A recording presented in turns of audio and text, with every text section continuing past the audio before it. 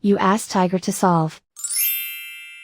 This deals with linear equations with one unknown. The final result is x equals 7/4.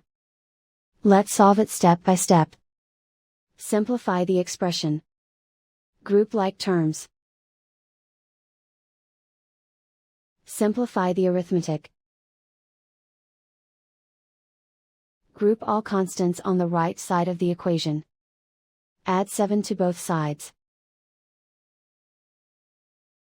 Simplify the arithmetic.